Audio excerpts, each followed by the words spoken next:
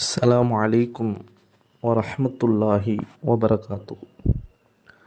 பொதுவாக சிலர்கள் பேணுதலாக அமல் செய்து கொண்டு வருவார்கள். சில நேரங்களில் பயணம் மேற்கொள்வது, உடல்நிலை சரியில்லாமல் போகுவது, சில சந்தர்ப்பங்களின் காரணமாக நம்முடைய சில அமல்கள் விடுபட்டு போகலாம். பொதுவாக ஒரு அமல் இருக்குது.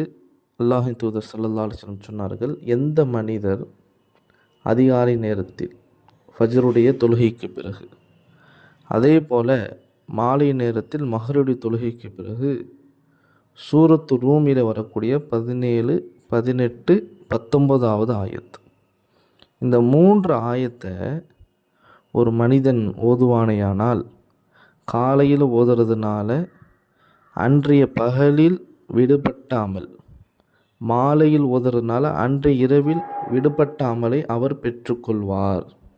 எது விடுபட்டுச்சோ அது செய்ததை போன்ற கூலி அல்லாஹ் கொடுத்துருவோம்.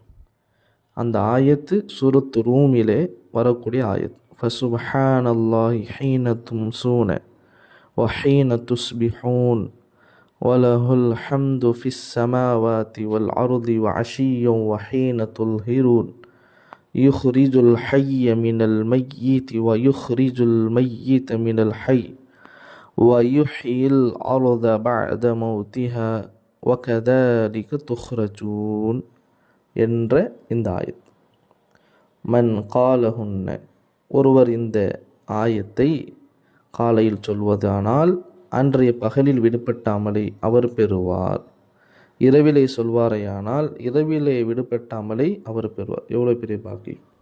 சுப்ஹானல்லாஹ். எனவே இந்த அமலை ஓதுவதின் காரணமாக நாம் செய்தாலும் அந்த அமல் கிடைத்துவிடும், நாம் விடுபட்டாலும் விடுபட்டதினுடைய அமலை செய்ததை போன்றவர்களாக நாம் ஆகிவிடுவோம் இன்ஷா அல்லாஹ். எனவே இந்த அமலை ஒவ்வொருவர்களும் பேணுதலாக ஓதி வாருங்கள்.